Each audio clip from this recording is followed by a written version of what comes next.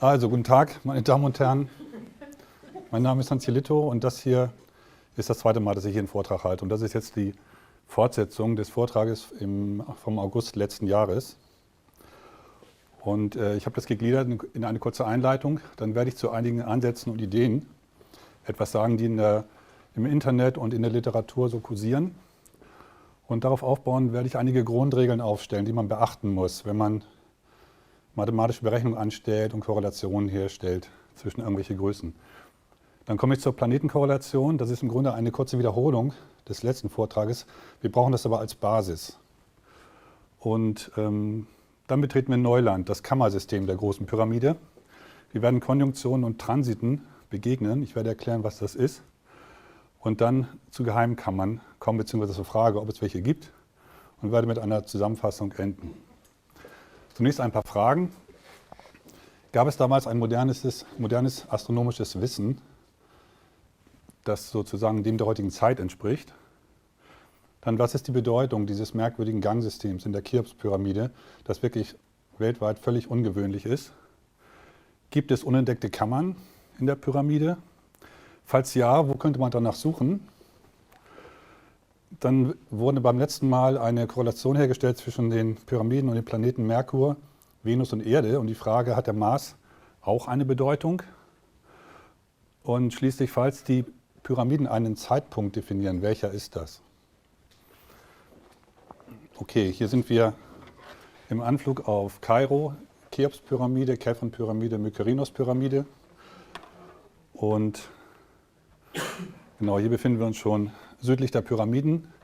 Ich sage nochmal kurz, Cheops-Pyramide, Khafre- und Mykerinos-Pyramide und zwei Nebenpyramiden sind sichtbar. Und wir haben gleich das erste Fragezeichen, und zwar in Bezug auf den Bauzeitpunkt der Pyramiden. Die Pharaonen haben regiert circa zwischen 2600 und 2500 vor Christus, nach der bisherigen Chronologie.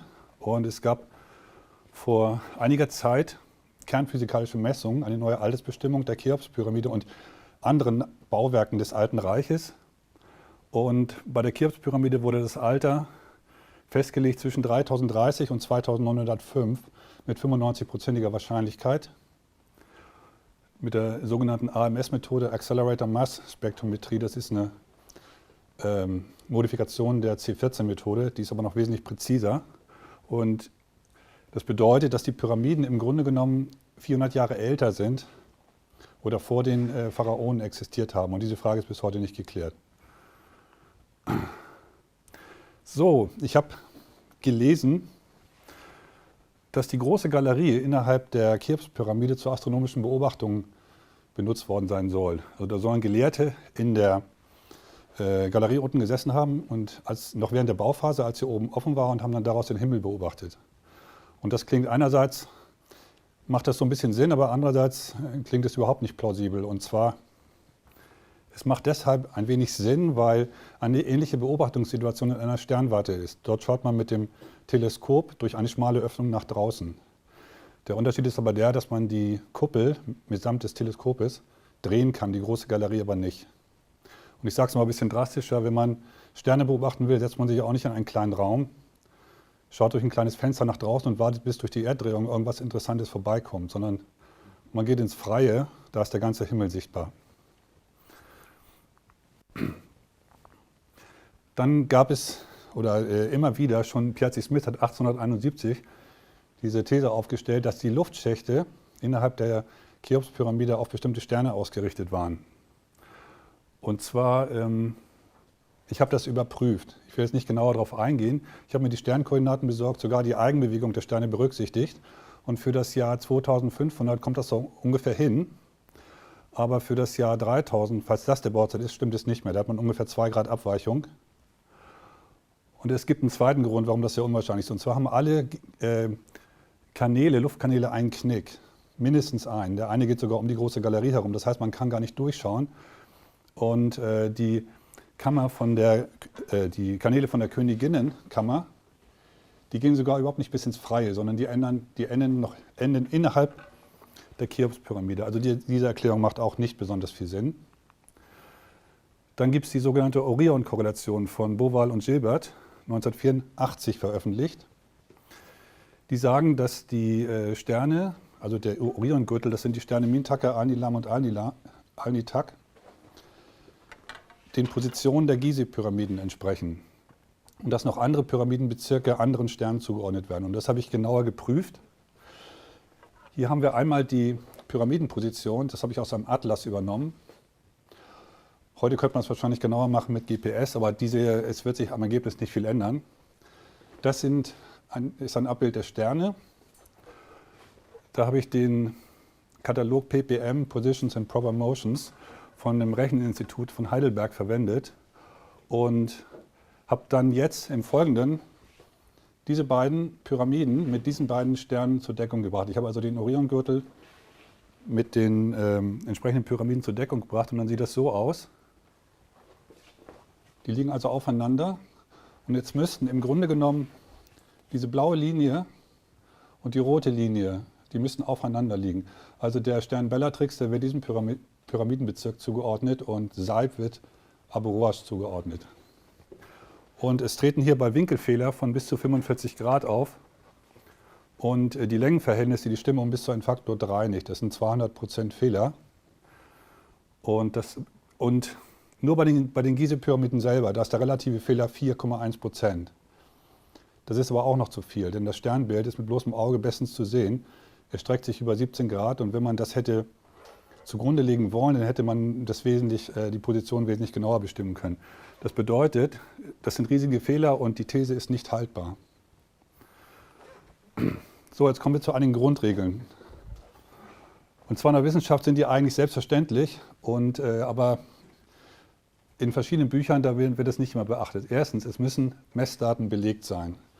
Wenn man mit irgendwelchen Messungen arbeitet, da muss stehen, wer, wann und wo und wie gemessen hat und wie groß die Messfehler sind. Die Literaturangabe ist da sehr hilfreich.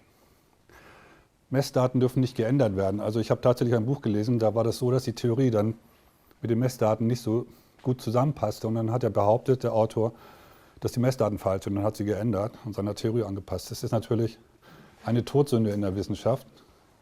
Die Messdaten stehen für sich, da wird nichts dran geändert. Und dann gibt es eine Theorie, die kann man darauf anwenden. Und wenn die Theorie nicht passt, dann muss man eine andere Theorie nehmen oder die Theorie modifizieren, aber man darf nicht die Messdaten ändern. Das Grundensemble, wenn man zum Beispiel Korrelation herstellt, darf nicht zu groß sein. Nehmen wir das Beispiel Asteroiden. Wenn ich jetzt herausfinde, dass die Grundkantenlänge der Cheops-Pyramide genauso groß ist wie der Durchmesser eines Asteroids, dann ist das nichts Besonderes. Denn es gibt Tausende von Asteroiden und die sind noch nicht mal rund, sondern unförmig. Das heißt, die haben verschiedene Durchmesser. Da muss ich mir nur den richtigen Asteroiden aussuchen, wenn ich denn die Länge. Und es gibt bestimmt einen, der genau den Durchmesser an einer Stelle hat von der Grundkantenlänge der Cheops-Pyramide. Der Zusammenhang sollte naheliegend sein. Das ist ein bisschen ähnlich zum vorhergehenden Punkt. Also wenn man Vergleiche macht, sollte man nicht den Pluto nehmen oder 15. Saturnmond, sondern es müssen Größen oder Himmelskörper sein, die wirklich naheliegend sind, oder Eiffelturm als Beispiel. Und genau, dann sind keine Anpassungsfaktoren erlaubt. Das habe ich beim letzten Mal erklärt. Und zwar gibt es dieses Beispiel, die Grundkantenlänge der Cheops-Pyramide multipliziert mit 1 Milliarde soll den Abstand Erde-Sonne ergeben. Der Fehler, der liegt zwischen 0,5 und 3,5%, was damit zusammenhängt, dass der Abstand ein bisschen schwankt. Und der entscheidende Punkt ist jetzt, dass die Pyramide nicht nur die Grundkantenlänge hat, sondern es gibt noch 4 weitere signifikante Längen. Also die Höhe der Pyramide, die hatten wir, die Grundkantenlänge, die Diagonale, Abstand von der Grundkante zur Spitze. Und wenn man dann noch 5 bis 10 Vergleichsgrößen aus der Astronomie nimmt, dann hat man schon, sagen wir mal, 50 Kombinationsmöglichkeiten. Und dann kann man zeigen mathematisch, dass man statistisch immer auf einen Fehler von unter 1% kommt. Das heißt, solche Faktoren, die sind nicht erlaubt. Das wollte ich noch an einem Beispiel kurz erläutern. Und zwar, das wurde mir per E-Mail zugesandt und ich habe dann festgestellt, dass das auch im Internet kursiert.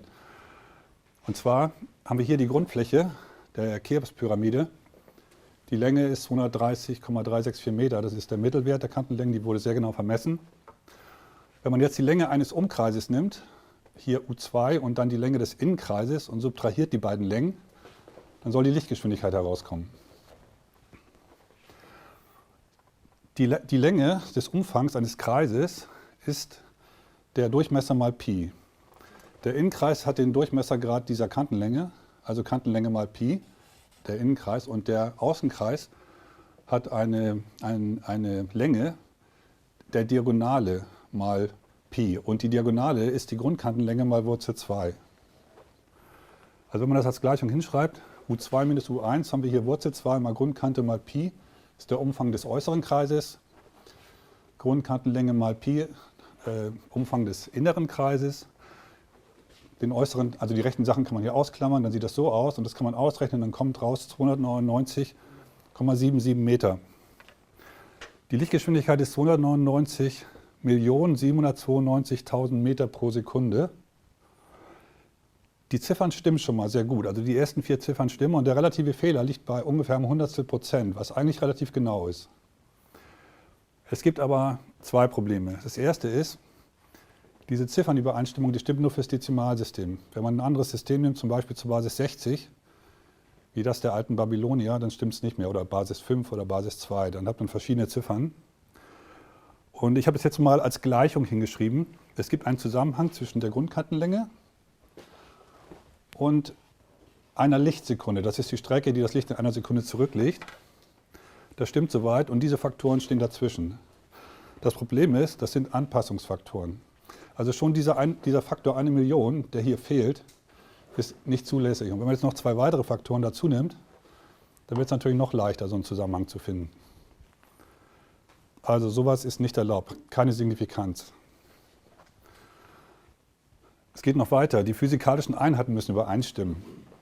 Ich gehe das jetzt mal durch, weil ich finde, das ist ziemlich wichtig. Man kann die Frage stellen, was ist größer? 3 Meter oder 5 Kilogramm? Da wird jetzt jemand sagen, naja, 5 Kilo, das ist so als Gewicht, ist ungefähr so groß, also sind 3 Meter größer als 5 Kilo. Ein anderer sagt, das ist Unsinn. 5 ist ja größer als 3, also sind 5 Kilo größer. Was ich sagen will, ist, es macht keinen Sinn, Äpfel mit Birnen zu vergleichen. So, was Ähnliches habe ich in meiner Literatur gesehen, 365 Meter, da kam jemand drauf und sagte, aha, hier haben wir die Länge eines Jahres, nämlich 365 Tage. Kann man auch nicht vergleichen. Einmal haben wir eine Länge und anderes mal eine Zeitangabe oder eine Anzahl von Tagen. Wenn man eine Genauigkeit ausrechnet, dann sollte sie unter 1%, besser unter 0,1% liegen. Das ist auch wichtig. Also Orion-Korrelation, die Fehler sind viel zu groß. Die Argumentation muss nachvollziehbar und logisch sein. Zum Beispiel die Aussage, die Granitsteine wurden mit Hammer und Meißel bearbeitet. Meißel aus Kupfer ist für mich nicht nachvollziehbar.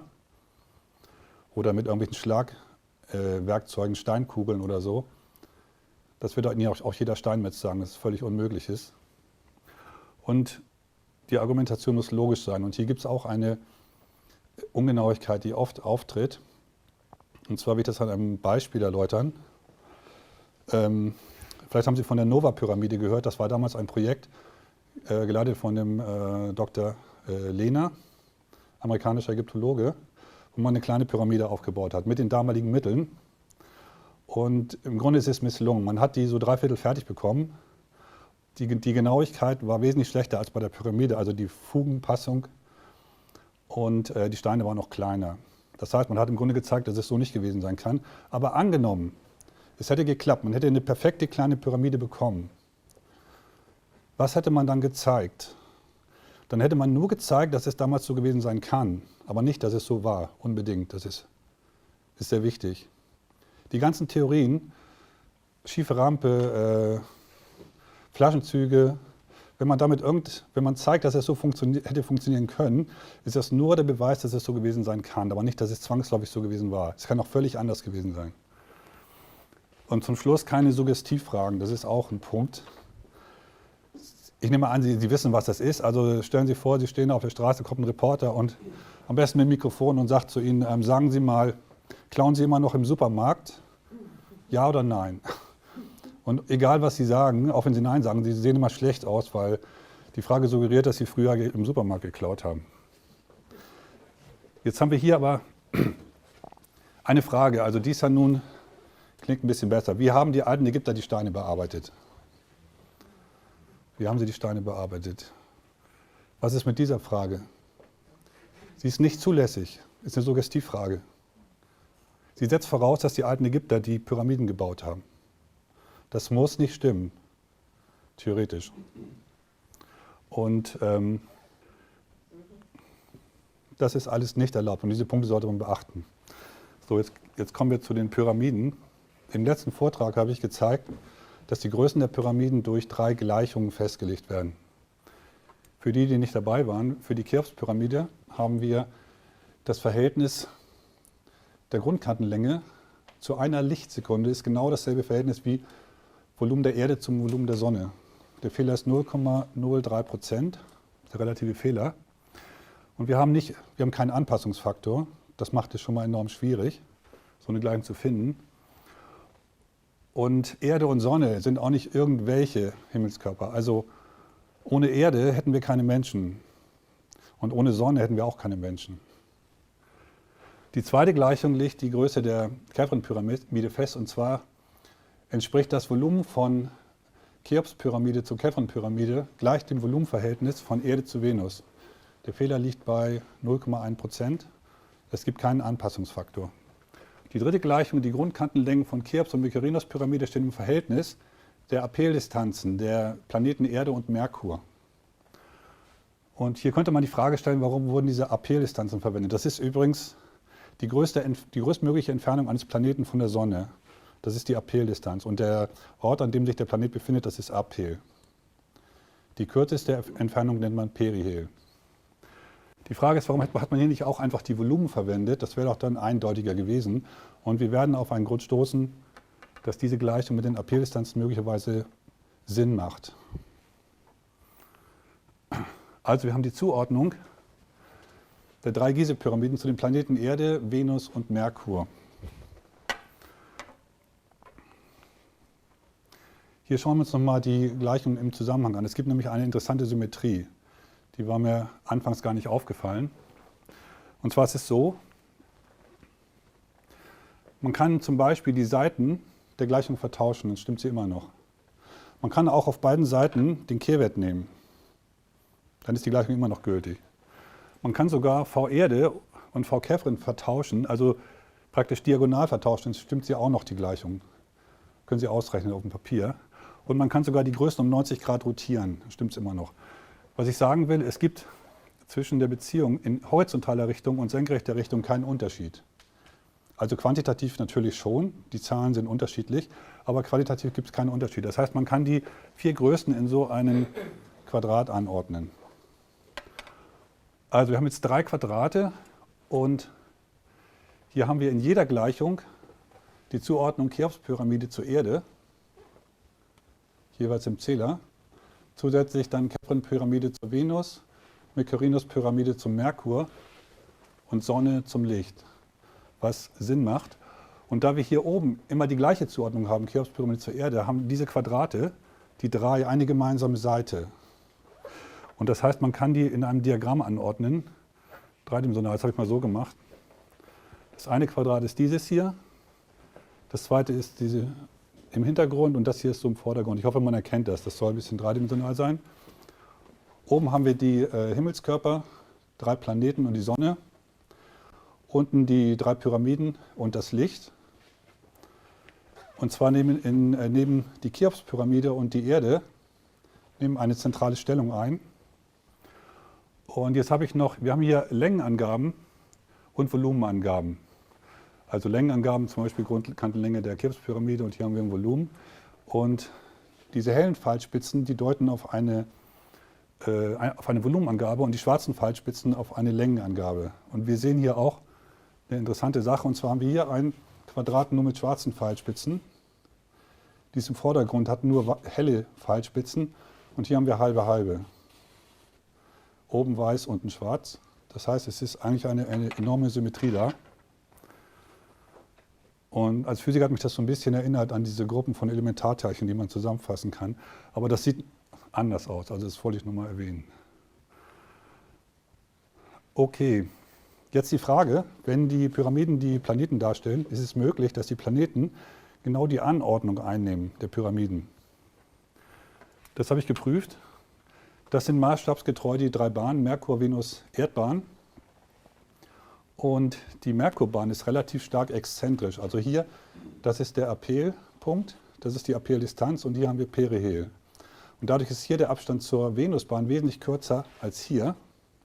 Und wenn man die Pyramiden jetzt auf dieses Bild legt, dann passen die Positionen nur auf der rechten Seite. Und zwar muss sich Merkur im Apel befinden oder in dessen Nähe.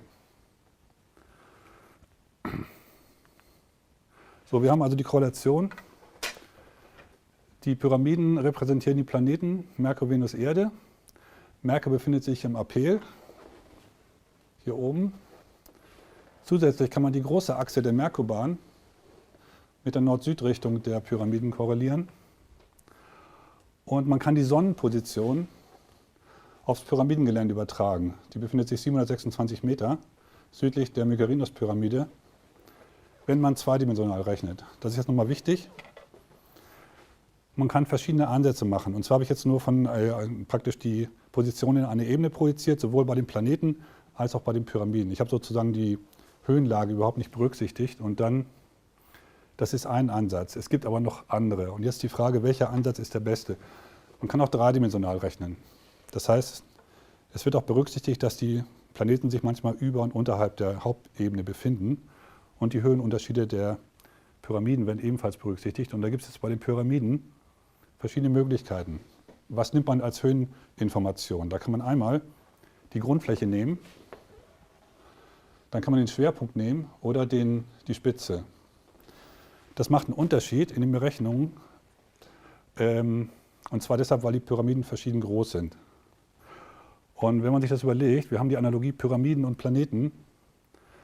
Ein Planet, der hat keine Spitze und hat auch keine Grundfläche, aber er hat einen Schwerpunkt. Das heißt, es bleibt im Grunde nur diese Alternative übrig.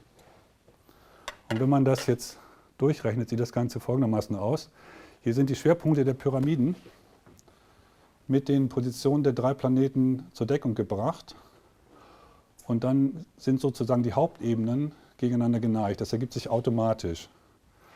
Und die Genauigkeit ist jetzt wesentlich größer. Bei dieser zweidimensionalen Berechnung waren es 1,4%. Jetzt sind es nur noch 0,069%. Übrigens möchte ich hier erwähnen, dass zu den astronomischen Berechnungen wurde diese Theorie zugrunde gelegt, VSOP 87, von zwei Franzosen entwickelt. Also ohne diese planetarische Theorie wären die Berechnungen nicht möglich gewesen. Wäre völlig unmöglich. Ja, und die Sonnenposition, was ist damit? Also das sind jetzt verschiedene Sonnenpositionen, beruhend auf verschiedenen Ansätzen. Aber der wichtigste ist der hier. Und die Frage, gibt es dort irgendwas Besonderes? Ich bin dorthin gelaufen und da gibt es tatsächlich etwas, nämlich so eine Art Betonplattform, 50 Meter lang, 25 Meter breit. Und der Abstand von der theoretischen Sonnenposition und von der Mitte der Betonplattform sind nur 5 Meter, was relativ wenig ist. Hier stehe ich auf der Plattform und schaue praktisch nach Norden auf die Pyramiden und sie ist ausgerichtet auf die mittlere Pyramide. So, jetzt noch eine Frage. Der Winkel zwischen diesen Hauptebenen, man nennt das übrigens auch Ekliptikebene. Ekliptik ist also die scheinbare Bewegung der Sonne am Himmel. Und wenn man da eine Ebene reinlegt, dann entspricht das der Ebene der Erdbahn. Und die ist geneigt gegen die Erdoberfläche um 24,5 Grad ungefähr. Das kommt heraus, daran kann ich nichts ändern. Und das war übrigens der Grund, warum ich diese Konstellation anfangs verworfen hatte. Ich dachte, das sieht irgendwie komisch aus. Das kann es nicht sein. Und später fiel mir aber was anderes auf. Und zwar, das ist jetzt eine Frage an Sie, vielleicht fällt Ihnen etwas ein dazu. Wir haben hier die Erde, Erdoberfläche und die Ekliptik. Und diesen Winkel. Fällt Ihnen dazu was ein? Stichwort? Wir haben eine Neigung.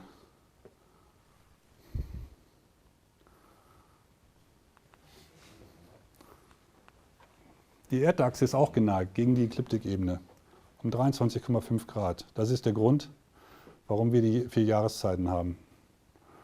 Und wir haben die Korrelation, die Ekliptikebene würde in diesem Fall der transformierten Ekliptikebene entsprechen und die Ebene des Erdäquators entspricht der Erdoberfläche.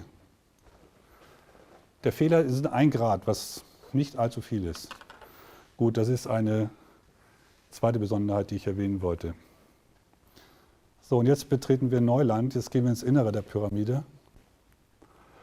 Und wir werden uns das erstmal anschauen, weil es vielleicht nicht so bekannt ist.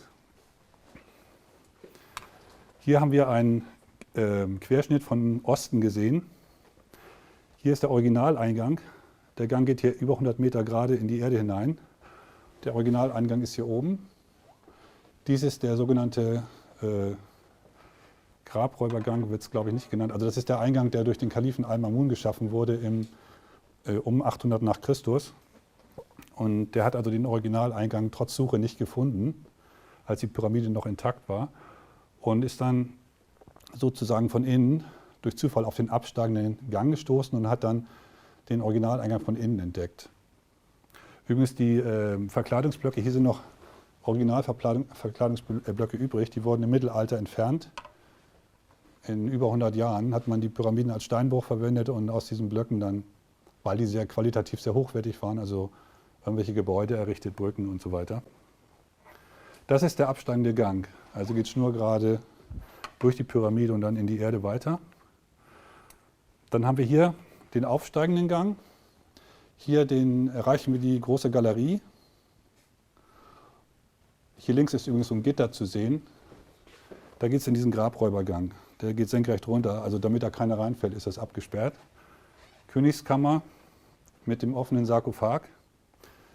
Dieser Stein stammt aus dem Fußboden, da wurde also eine Ausgrabung gemacht. Genau. Und hier ist nochmal dieser interessante Kreuzungspunkt des horizontalen Ganges und der großen Galerie. Hier schauen wir also nach oben. Das ist der horizontale Gang zur Königinnenkammer und das ist die große Galerie. Das Tor sieht übrigens sehr groß aus, das liegt aber nur daran, dass ich die Kamera auf den Boden gestellt habe. Ich durfte kein großes Stativ verwenden. Der Gang ist ungefähr 1 Meter hoch genommen, muss also ganz gebückt gehen. Genau. Was wollte ich noch sagen? Also als ich das erste Mal in die Pyramide hineinging, da dachte ich, ich bin auf einem anderen Stern, das darf nicht sein. So baut kein Mensch hier auf der Erde. Also schräge Gänge, nur 1 Meter hoch, man muss ganz gebückt gehen. Keine Treppenstufen, völlig glatter Boden. Die haben die Steigung von einer normalen Treppe, man würde da abrutschen, man würde bis nach unten runterrutschen.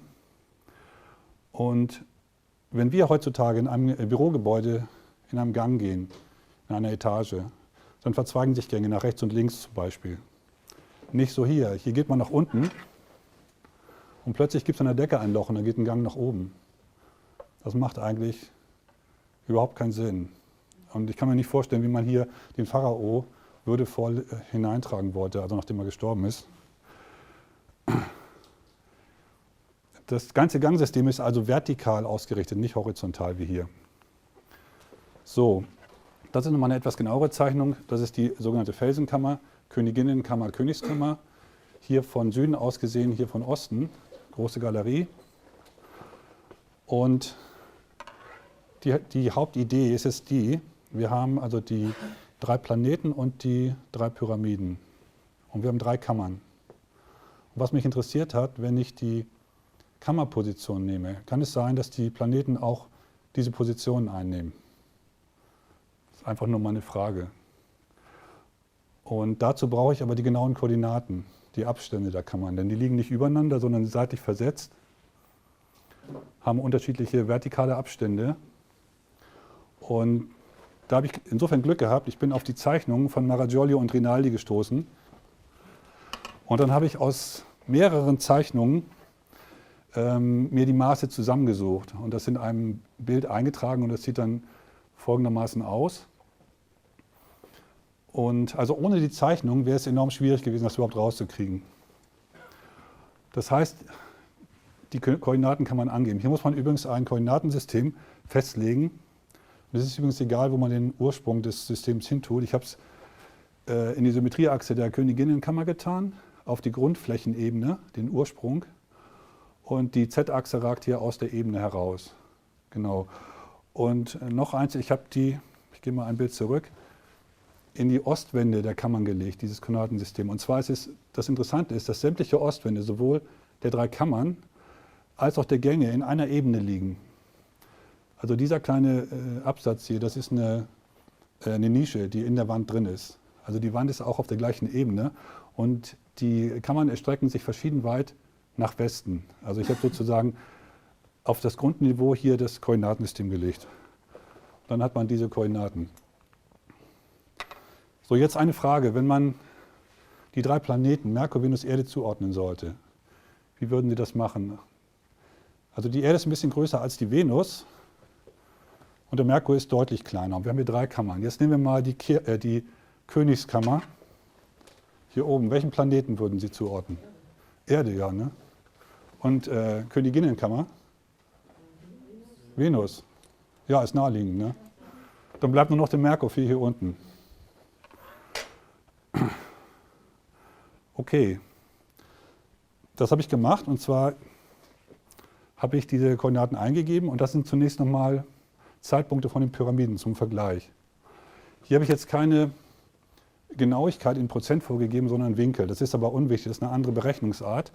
Und wenn ich diesen Winkel, also das sind in Wirklichkeit also Differenzen der ekliptikalen Längen, werde ich gleich noch erklären. Also wenn ich das mache, ergeben sich diese Zeitpunkte, an denen die Planeten genau die Pyramidenanordnung einnehmen. Und hier haben wir den Zeitpunkt 3088, der letztendlich am wichtigsten ist. So, jetzt habe ich das gleich. Ach so, und Merkur ist im Aphel. Wichtiger Punkt. Also wenn ich im Perihel eingebe, die Position bzw. den Zeitpunkt, dann gibt es überhaupt keine Übereinstimmung. So, jetzt habe ich das gleiche bei den Kammerpositionen gemacht. Und es ergeben sich völlig andere Jahre. Und das ist eigentlich nichts Besonderes, denn die Anordnungen sind völlig unterschiedlich, der Pyramiden und der Kammern. Nun habe ich mir gedacht, also die Perihelposition für den Merkur kann ich hier nicht verwenden, aber vielleicht kann ich es ja hier verwenden. Habe ich die Perihelposition eingesetzt und dann passierte was Merkwürdiges. Und zwar kamen die gleichen Jahre, die ich hier hatte, kamen wieder. Und ich dachte zuerst, ich habe mich vertippt. Und zwar ist es so, dass ich die Koordinaten nicht jedes Mal eintippen muss, sondern ich habe das mit so einer Menüsteuerung. 1 steht für Planetenposition, 2 für Kammerposition, dann 1 für Aphel-Zeitpunkt, 2 für Perihel-Zeitpunkt. Ich habe das dann nochmal gestartet, war wieder dasselbe. Da dachte ich also, Hans, träumst du jetzt schon tagsüber? Nun reiß dich mal am Riemen. Und dann habe ich ungelogen genau geguckt, dass ich die 2 getippt habe auf der Tastatur, das Programm nochmal gestartet und es war wieder dasselbe. Also ich hatte mich nicht vertippt vorher. Es stimmen nicht alle Jahreszahlen überein, aber hier das Jahr minus 12, also minus bedeutet vor Christi Geburt. 228, 928, 3088 sind hier auch. Und wenn man die gleichen Jahre verbindet, sieht das so aus. Ich dachte, das darf nicht wahr sein. Was bedeutet das? Und zwar ist es so, vom Perihel zum Aphel benötigt der Merkur 44 Tage. Das ist nämlich genau der halbe Umlauf. Die Umlaufzeit beträgt 88 Tage. Man könnte aber theoretisch, können es auch 1,5 Umläufe Differenz sein zwischen diesen beiden Zeitpunkten oder 2,5 oder 3,5 Umläufe von Merkur. Das könnte noch innerhalb eines Jahres liegen. Das habe ich geprüft, also die genauen Daten, Tage sind bekannt, die habe ich jetzt hier weggelassen. Und die Zeitdifferenz ist jedenfalls jedes Mal genau 44 Tage.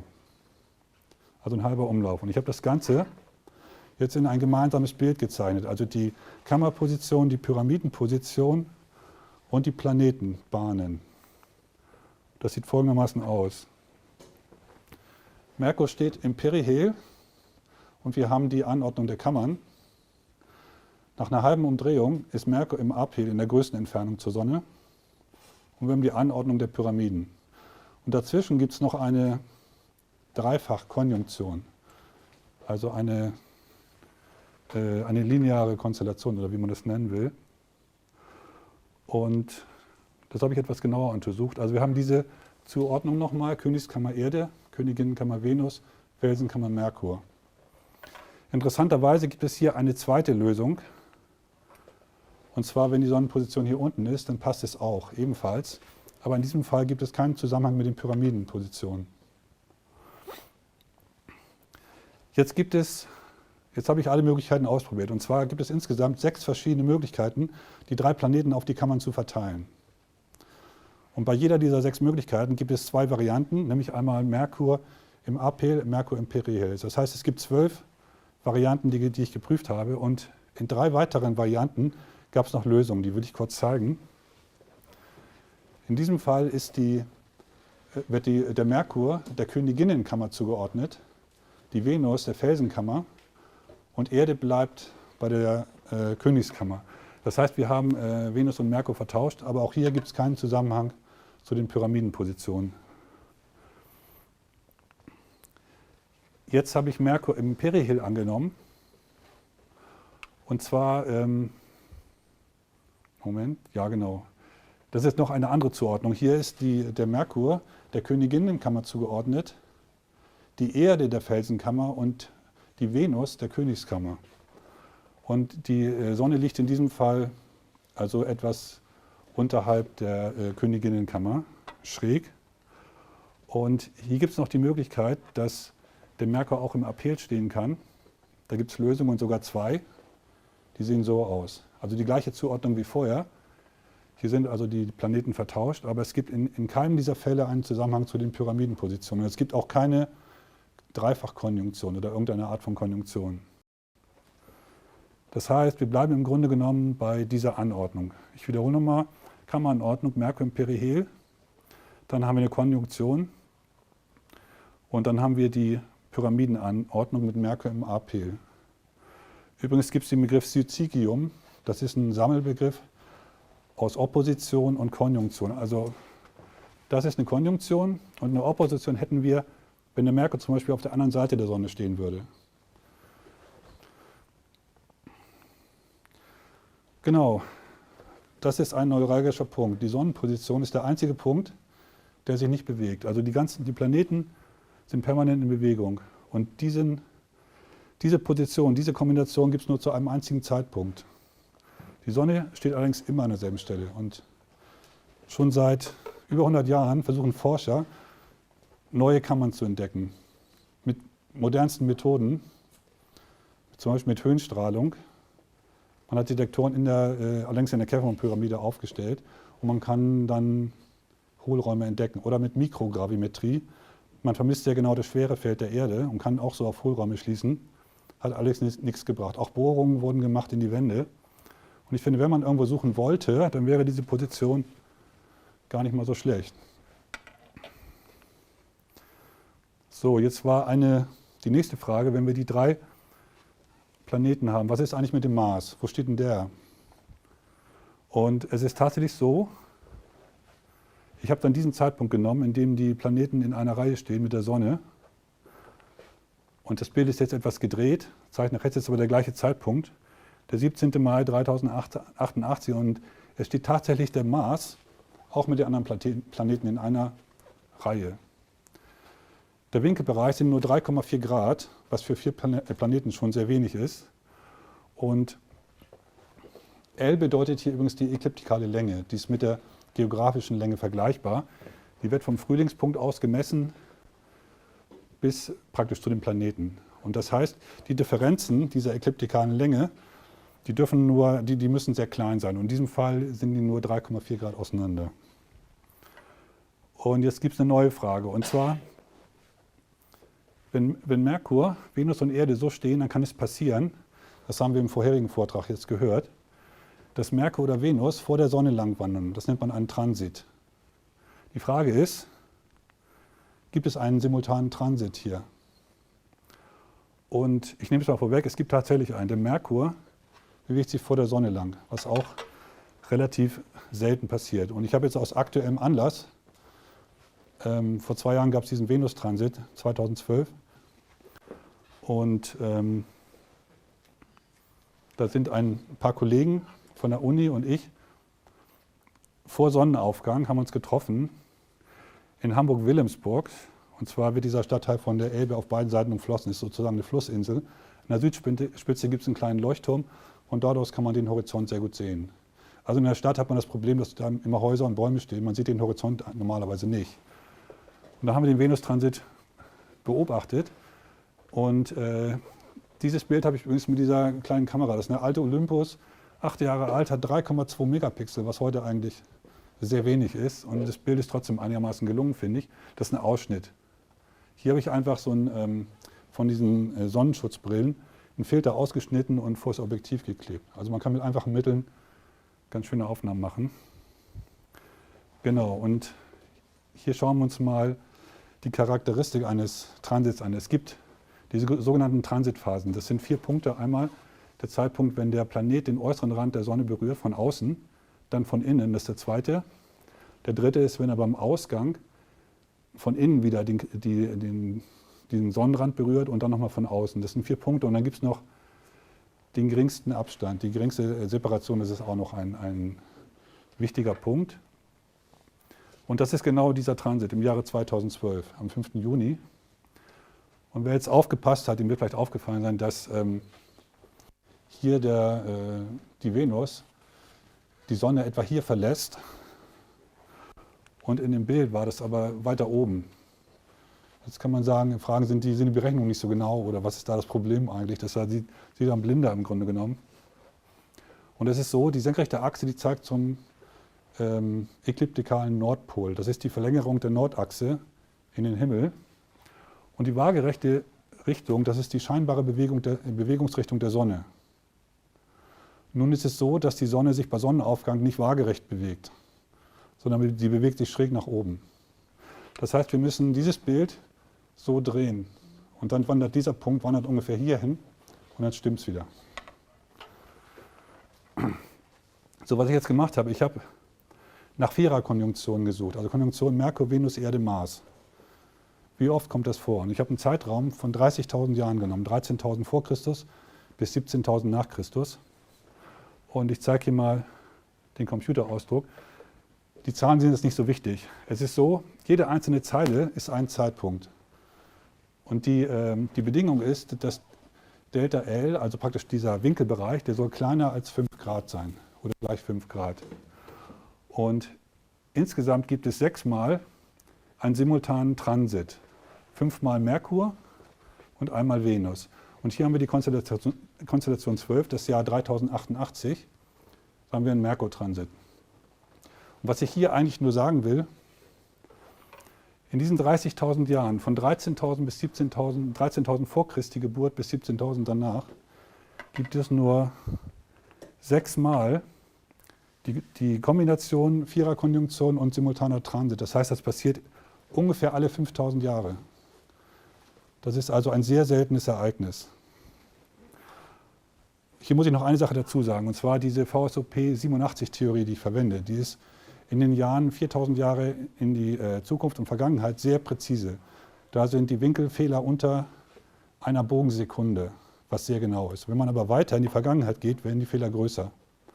Und bei dieser Differenz, die für uns entscheidend ist, da wird in diesem Zeitbereich 13.000 vor Christus liegt der Fehler schon bei einigen Zehntel Grad, vielleicht 0,2, 0,3 Grad.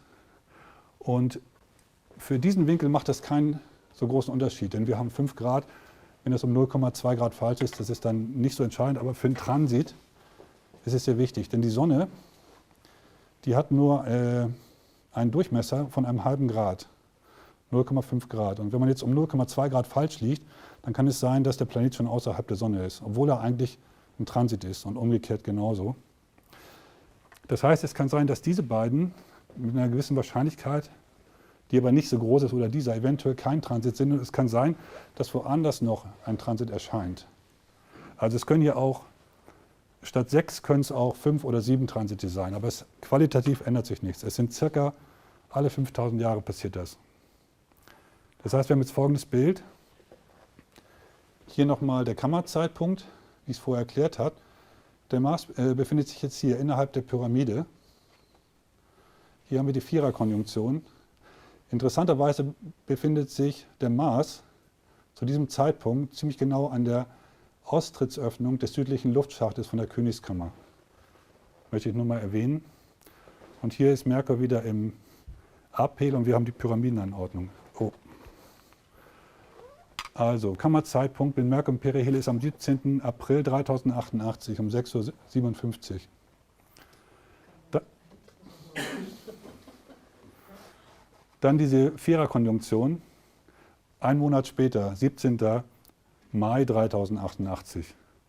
Ein Tag später der Merkur-Transit und 13 Tage später, am 31. Mai 3088, der Pyramidenzeitpunkt.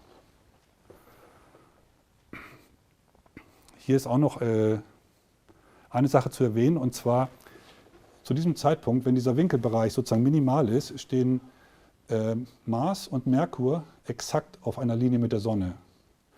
Wenn man jetzt aber ein paar Tage oder ein paar Stunden wartet, dann hat man irgendwann auch eine Konjunktion von Merkur und Venus, dass die genau auf einer Linie stehen mit der Sonne, oder Merkur und Erde, oder Venus und Mars, oder Erde und Mars. Diese ganzen Konjunktionen, die treten auf ungefähr in Tagesabständen, und dieser gesamte Bereich dauert ungefähr eine Woche im Mai. Und innerhalb dieser Woche hat man diesen Transit. Und ich würde hier noch sagen, das ist eine gewisse Bewertung. Wenn man jetzt fragen wollte, was ist denn jetzt der wichtigste Zeitpunkt? Das sind ja mehrere. Und ich würde sagen, das ist der Transit von Merkur. Und zwar die minimale Separation, wenn er in der Mitte ist. Denn dieses Ereignis wird quasi eingeklammert vom Kammerzeitpunkt und vom Pyramidenzeitpunkt. Also zwischen diesen beiden Zeitpunkten haben wir 44 Tage, und dazwischen haben wir diese gemeinsame Konjunktion. Hier ist nochmal der Merkur-Transit genau gezeigt. Es ist eigentlich ein ganz normaler Transit. Ich hatte vielleicht gedacht, dass er durch das Zentrum geht, was man einen zentralen Transit nennt, ist es aber nicht. Das Einzige, was hier interessant ist, es ist der erste einer neuen Transitserie. Und zwar Transits treten immer in Serien auf. Und zwar bei Merkur sind es 46 Jahre, und dann über einige 100 Jahre gibt es immer in 46 Jahren Transit, und das ist der erste einer Serie. So, jetzt habe ich eine Überlegung zur Wahrscheinlichkeit. Und zwar, wir vergessen mal die Kammern, wir vergessen die Konjunktion und wir vergessen auch den Transit. Wir gucken uns nur die Pyramidenpositionen an. Und das ist jetzt ein bisschen Mathematik, aber nicht viel. Und zwar, die Frage ist, kann man über die Signifikanz dieser Pyramidenkonstellation eine Aussage machen? Die hat einfach willkürlich die Nummer 12. Das hängt mit meinem ersten Buch zusammen. Und da haben wir Folgendes. Das ist ein Programmlauf, wie gesagt, auf der Basis dieser VSOP-87-Theorie. Es werden alle Zeitpunkte geprüft, wo Merkur im Aphel steht. Also nur diese Zeitpunkte. Das sind in den 30.000 Jahren über 124.000 Zeitpunkte, die geprüft wurden. Und ich habe als Kriterium genommen, dass der Fehler unter 1% liegen soll. Da haben wir insgesamt 14 Konstellationen. Und der entscheidende, die Nummer 12, die haben wir hier. Und wir sehen, dass der Fehler hier mit Abstand am geringsten ist, 0,069%. Die anderen haben alle einen größeren Fehler. Der nächstgrößere hat 0,379%, das ist schon Faktor 5 mehr. Es ist jetzt so, ich wollte mir das noch ein bisschen genauer angucken, kann man über die Wahrscheinlichkeit eine Aussage machen, dass man so etwas zufällig findet. Wenn ich dieses Kriterium, die Obergrenze der Genauigkeit, verändere, zum Beispiel auf 2 Grad setze, dann erhalte ich wesentlich mehr Konstellationen. Und wenn ich sie heruntersetze, erhalte ich weniger. Und jetzt habe ich Folgendes gemacht. Ich habe in 0,1% Schritten sozusagen immer geguckt, wie viele Konstellationen erhalte ich. Und das sind die schwarzen Punkte. Also hier bei 1%, da sind wir hier bei den 14 Konstellationen. Und wenn man die Grenze höher macht, dann werden das immer mehr.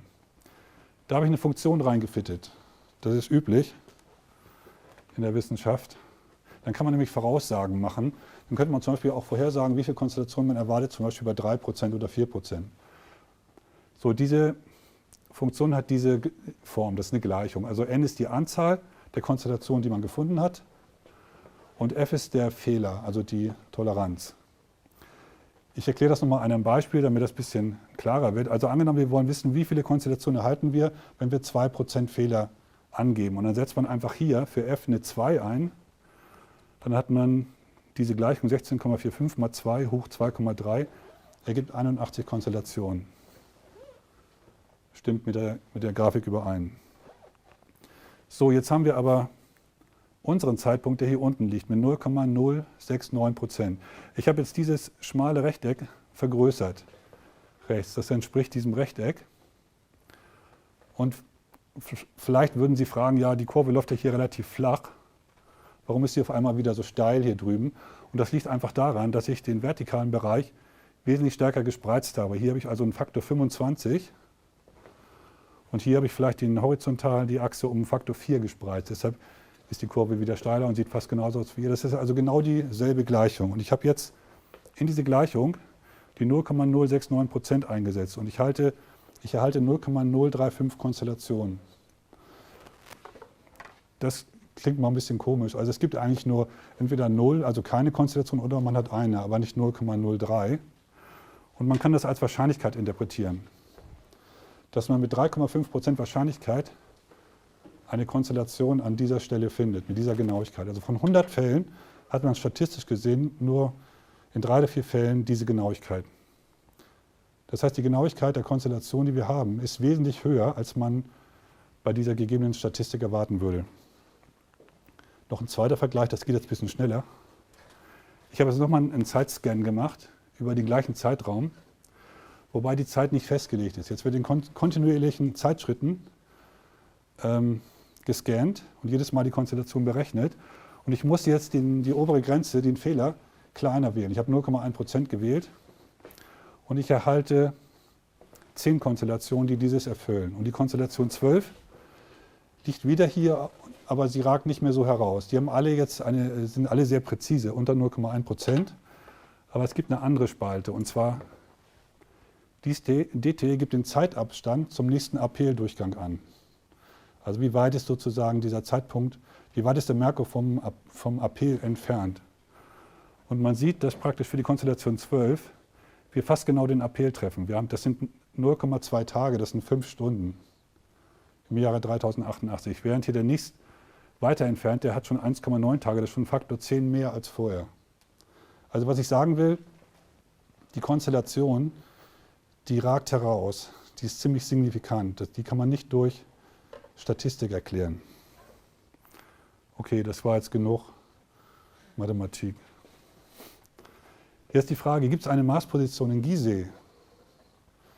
Wir haben ja schon mal die Sonnenposition. Die liegt übrigens weit oberhalb der Erdoberfläche, also 270 Meter oberhalb der Erde. Also wenn dort jemand graben würde, da würde er wahrscheinlich nichts finden außer Sand. Davon gehe ich mal aus. Und man kann tatsächlich die Marsposition auch in Gizeh übertragen. Hier haben wir die Pyramiden, hier haben wir die Sonnenposition. Die Plattform ist hier so angedeutet, die ist relativ klein. Und hier ist die Marsposition. Ich habe da auch so eine Pyramide hingezeichnet, also die Größe der Pyramide hat keine Bedeutung. Ich habe die so ein bisschen der Größe des Mars angepasst, aber das ist willkürlich. Entscheidend ist die Position. Die Koordinaten sind bekannt. Die ergeben sich aus dem Programm, übrigens auch für alle anderen Zeitpunkte. Das ist hier die Konjunktion und das sind die Kammerzeitpunkte. Man kann also alle Positionen, wenn man will, im Pyramidengeländer aufsuchen. Aber ich denke, das hier ist die wichtigste. Man kann jetzt noch mal gucken, was gibt es da. Heute in Google Maps ist das kein Problem. Wir gehen immer hin, das ist also schon mal im Stadtgebiet, nicht mehr auf dem Plateau.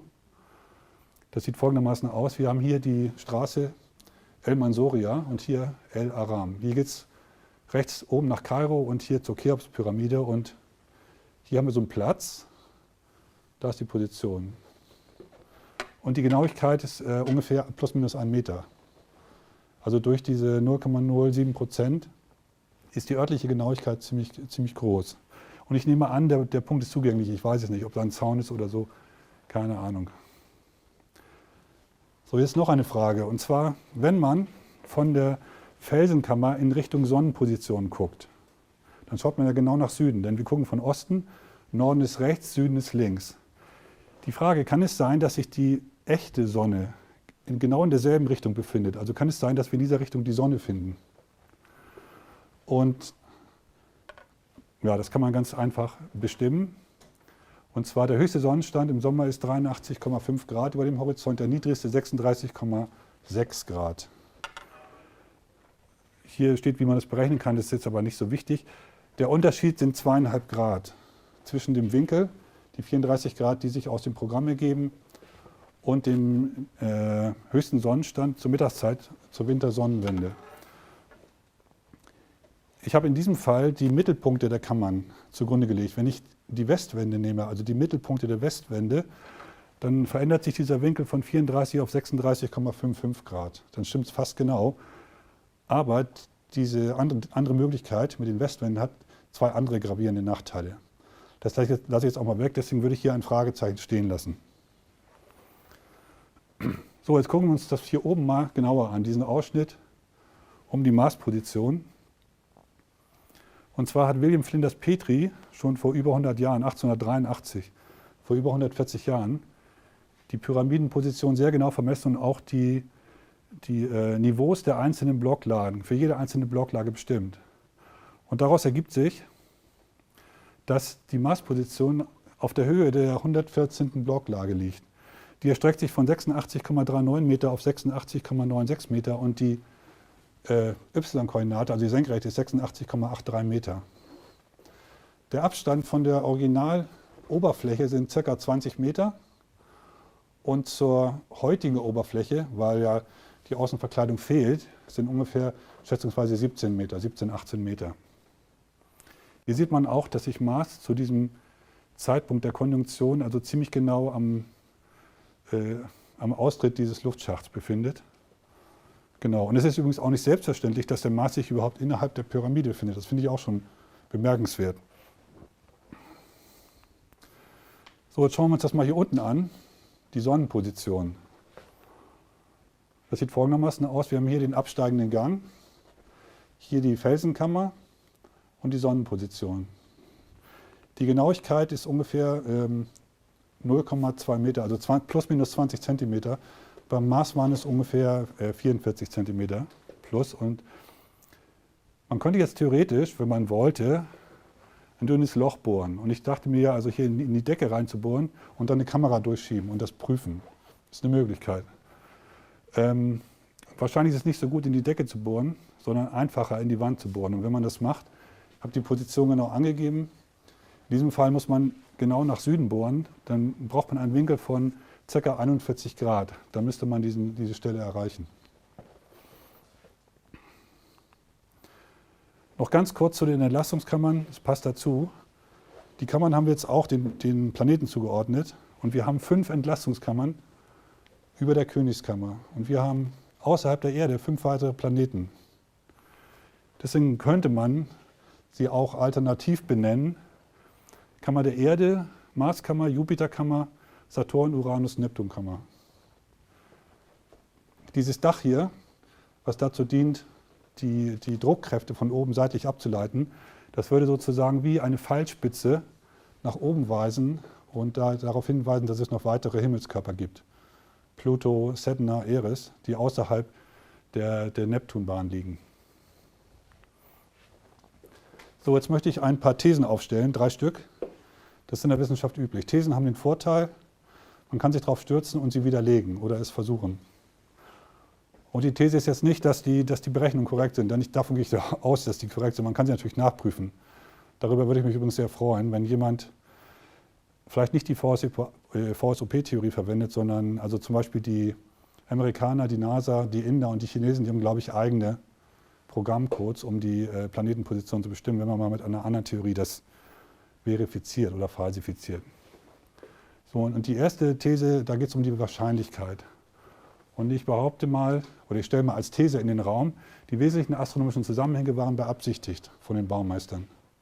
Und das kann man überprüfen, indem man eine realistische Abschätzung durchführt, mathematisch, und zwar der Wahrscheinlichkeit für den gemeinsamen Zufall.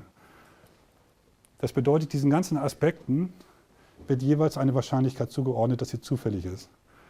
Jeder der einzelnen Gleichungen, dem Aspekt der Pyramidenposition, Kammerposition, Konjunktion und so weiter. Und das Entscheidende ist, wenn diese statistisch unabhängig voneinander sind, dann ist die Gesamtwahrscheinlichkeit, dass alles gemeinsam Zufall ist, das Produkt der Einzelwahrscheinlichkeiten. Und das wird dann ein sehr, sehr kleiner Wert. So, die zweite These, an der Marsposition und der Sonnenposition befindet sich möglicherweise etwas. Vielleicht gibt es da eine Kammer. Ich habe übrigens in einem Buch von Peter Tompkins gelesen, das Buch heißt Cheops, dass es einen alten arabischen Bericht gibt, worin überliefert ist, dass es eine geheime Kammer geben soll mit Land- und Himmelskarten, die sehr präzise sind. Da soll sich biegsames Glas drin befinden und Waffen, die nicht rosten. Das ist überliefert und das war wohl auch mit ein Grund, warum Al-Mamun 800 nach Christus in die Pyramide eindring. Er war auch ein Förderer der Wissenschaften und hatte wissenschaftliches Interesse. Also man könnte hier nachschauen mit gezielten Bohrungen und eventuell so mit endoskopartigen Kameras. Indem man eine Kamera durchschiebt, ist heute eigentlich kein Problem. Die dritte These bezieht sich eigentlich auf den vorherigen Vortrag, und zwar auf die Oberflächenstrukturen der Granitsteine.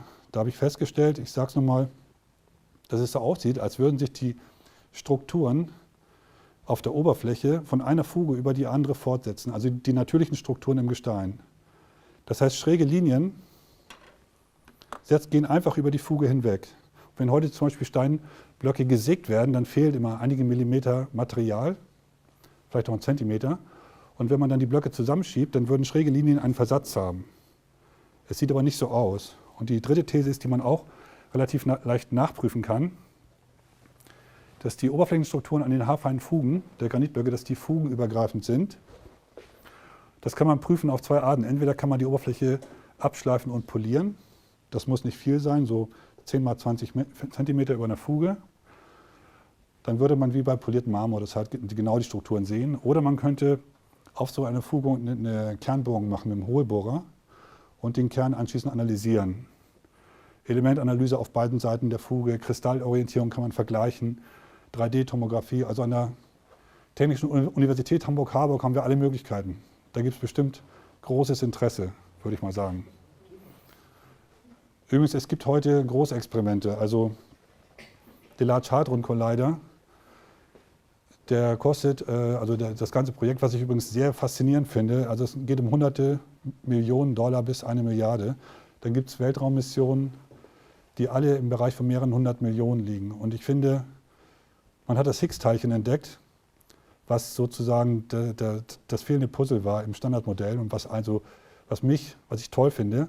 Aber ich würde sagen, hier ist der Erkenntnisgewinn ähnlich groß. Wenn man das feststellen würde, zum Beispiel die These 3, dann würden einige Grundthesen der Ägyptologie zu Fall kommen. Also es würde gravierende Konsequenzen haben für die klassische Forschung. Und meines Erachtens, das ist ein Aufwand von einigen Tagen, dass man die Fugen abschleift. Und ich denke, das wäre die Sache wert, das zu überprüfen. Das wäre etwas mehr Aufwand. So Bohrungen, vor allen Dingen waagerecht, das wird schwierig. Und diese These kann übrigens im Grunde jeder Student, jeder auch Schüler, wenn er ein bisschen Ahnung von Statistik hat, kann er überprüfen. Das kann jeder selber auf dem Papier mal machen, Wahrscheinlichkeiten sich überlegen. Ich bekomme jetzt immer Mails von verschiedenen Leuten, die meinen ersten Vortrag gelesen haben, und ich habe ein Bild bekommen. Das stammt jetzt nicht von mir, sondern von einem Herrn Simon, er ist Geologe. Der hat das im Taltempel des Kevin aufgenommen. Ich zeige es nur noch mal. Hier läuft eine Fuge von hier unten bis hierher und hier läuft eine Querfuge. Das heißt, wir haben 3 verschiedene Blöcke. Er nennt das T-Sutur. T, weil es eine T-Form hat, und Sutur, den Begriff kannte ich gar nicht. Das ist normalerweise eine Nahtstelle zwischen Knochenplatten auf der Schädeldecke. Also die Naht, und offenbar ist in der Geologie dieser Ausdruck auch üblich. Und ich habe nochmal diesen Ausschnitt vergrößert. Die Fuge läuft von hier unten hoch, und wenn man hinschaut, zum Beispiel diese Abbruchkante, die erstreckt sich über die Fuge. Hier kann man die Fuge teilweise gar nicht sehen, und es gibt hier Bereiche, wo es aussieht, als ob auf beiden Seiten dasselbe Material ist. Hier gibt es so ein weißes Bereich, der geht über die Fuge rüber, sodass es aussieht, als ob es ursprünglich ein Stück war und die Blöcke ohne Materialverlust, mehr oder weniger ohne Materialverlust geschnitten wurden. Gut, ein letzter Blick auf die Pyramiden. Die könnte man auch umbenennen, wenn man wollte. Merkur-Pyramide, Venus-Pyramide und Pyramide der Erde. Bevor ich zur Zusammenfassung komme, möchte ich kurz ein paar Wissenschaftler erwähnen, auf deren Arbeiten ich mich gestützt habe. Das finde ich schon wichtig. William Flinders Petrie hat also im Jahr 1883 die Pyramiden sehr genau vermessen und hat mehrere Jahre dort vor Ort gearbeitet. Maraggioli und Rinaldi haben die Karten geliefert, wodurch praktisch die ganzen Messdaten dieser Forscher greifbar waren. Sonst wäre es sehr schwierig gewesen. Dann möchte ich Bretagnol, Francoux erwähnen, die diese VSOP-87-Theorie entwickelt haben. Jean Meus, der hat 2 astronomische Bücher geschrieben, die ich auch verwenden konnte. Da steht zum Beispiel ein Algorithmus zur Datumsberechnung drin, die ich übernehmen konnte. Und schließlich noch Dr. Schweimer aus der Kernforschung in Karlsruhe hat das Programm FitX entwickelt. Das wurde zur Berechnung der Sonnenposition im Pyramidengelände verwendet. Das ist auch nicht ganz trivial. Und Professor Gills, einer meiner Doktorväter sozusagen, der hat das Programm in einem kernphysikalischen Problem angewendet und veröffentlicht. Dadurch ist es jetzt allgemein verfügbar. Kommen wir zur Zusammenfassung. Es scheint, dass die Größen der Gizeh-Pyramiden durch diese 3 Gleichungen definiert werden. Ich wiederhole jetzt nicht nochmal. Wir haben die Planetenkorrelation Gizeh-Pyramiden mit den Planeten Merkur, Venus und Erde. Dann einige Grundregeln müssen beachtet werden. Das gilt für alle, für Wissenschaftler und auch für Laienforscher. Ich begrüße es übrigens, wenn sich auch Amateure oder Laien mit diesem Thema befassen, weil oft gute Ideen auch aus ganz anderen Richtungen kommen. Man muss das nicht studiert haben. Messdaten müssen belegt sein mit Referenzen. Anpassungsfaktoren sind nicht erlaubt. Physikalische Einheiten müssen übereinstimmen, wenn man eine Gleichung aufstellt. Das Ganze muss logisch sein und noch einige andere Punkte. Dann die Pyramidenposition und die Kammerposition, die scheinen den Planetenpositionen zu entsprechen, jeweils zu einem bestimmten Zeitpunkt. Und zwar Merkur, Venus und Erde. Am 17. April 3088 haben wir die Anordnung der Kammern, Merkur im Perihel. Am 18. Mai 3088 den Merkur-Transit mit simultaner Konjunktion von 4 Planeten. Am 31. Mai 3088 die Anordnung der Pyramiden mit Merkur im Aphel. Und hier nochmal möchte ich mal erwähnen, dass jetzt die Apheldistanz in der Gleichung, in der dritten Gleichung, einen Sinn ergibt. Sie deutet darauf hin, dass wirklich exakt der Aphelzeitpunkt gemeint ist. Und der Vorteil ist auch, dass diese Zeitpunkte sehr genau bekannt sind. Praktisch auf die Sekunde genau. Das heißt, man kann den Zeitpunkt sehr genau angeben. Diese Viererkonjunktion mit simultanem Transit tritt etwa alle 5000 Jahre auf. Und dieser Zeitpunkt wird begrenzt davor und dahinter durch die Pyramiden- und Kammerpositionen. Der zentrale Zeitpunkt ist vermutlich, das ist jetzt eine Vermutung von mir, der Transit in der Mitte. Und es ist auch nicht selbstverständlich, dass der Mars sich innerhalb der Pyramide befindet. Und dies deutet ebenfalls nochmal auf die dritte Gleichung, in der die Apheldistanzen vorkommen. Die starke Neigung dieser transformierten Ekliptikebene gegen die Erdoberfläche, die lässt sich korrelieren mit der Schiefe der Ekliptik, mit der Neigung der Äquatorebene gegen die Ekliptikebene. So, Blickrichtung, Merkurposition in Richtung Sonne entspricht eventuell dem höchsten Sonnenstand zur Wintersonnenwende. Die Abweichungen sind 2,6 Grad, was ein bisschen viel ist, deshalb habe ich dann ein Fragezeichen stehen gelassen. Die Wahrscheinlichkeit für den gleichzeitigen Zufall ist bei statistischer Unabhängigkeit der Einzelgrößen das Produkt der Einzelwahrscheinlichkeiten. Und im schlechtesten Fall ist die Wahrscheinlichkeit für einen gemeinsamen Zufall bei 1 zu einer Million, aber eher in der Größenordnung 1 zu einer Milliarde oder noch geringer. Stichwort 6000 Jahre. Also wenn man die Bauzeit der Pyramiden sich anschaut, da hatte ich anfangs diese Beschleuniger-Massenspektrometrie, die Ergebnisse gezeigt. Demnach sind die Cheops-Pyramide zumindest ca. 3000 vor Christus gebaut worden. Ich glaube den Ergebnissen. Das sind also knapp 3000 Jahre vor Christus. 3088 sind gut 3000 Jahre nach Christus. Das heißt, der Zeitabstand vom Bauzeitpunkt bis zu diesem Zeitpunkt sind 6000 Jahre etwa. Das nur mal in den Raum gestellt. Es wird eine Sonnenposition definiert durch die Anordnung der Kammern, südlich und oberhalb der Felsenkammer. Dann gibt es zum Kammerzeitpunkt ebenfalls eine Marsposition innerhalb der Pyramide, die genau definiert ist. Dann die Besonderheit, dass sich Mars innerhalb der Pyramide befindet und ebenfalls, dass der Mars genau die Pyramide verlässt, während des Transits. Man kann vielleicht so eine Analogie herstellen. Der Merkur verlässt irgendwann die Sonnenscheibe am Ende des Transits und der Mars verlässt die Pyramide. Und wir haben ebenfalls eine Marsposition in Gizeh. Übrigens, diese Marsposition, die liegt nicht wie die Sonnenposition sehr hoch über der Erdoberfläche, sondern sie liegt etwa auf dem gleichen Niveau der Pyramiden. Das ist auch noch ein interessanter Punkt. So, jetzt möchte ich noch eine Sache sagen. Also, wenn das Ganze so beabsichtigt war, dann sollte meines Erachtens von den Baumeistern dieses Gewissen nicht geheim bleiben. Wenn Sie das geheim halten gewollt hätten, dann hätten Sie nicht die Pyramiden so auffällig hingestellt mit dem Volumen der Planeten. Das heißt, irgendwann, wenn die Menschen so weit entwickelt sind, dann muss man darauf kommen im Grunde genommen. Und dann kann ich mir vorstellen, wenn das Rätsel gelöst wurde, wenn das sozusagen ein Rätsel wäre, dass Sie an diesen Punkten oder an einem von den Punkten etwas hinterlassen haben, sozusagen als Bestätigung, dass das Rätsel gelöst wurde. Ich möchte übrigens nicht behaupten, dass ich das Pyramidenrätsel gelöst habe. Ich möchte nur sagen, dass die Aspekte zumindest in die richtige Richtung weisen. Das würde ich mal sagen. Und noch ein Punkt ist mir wichtig.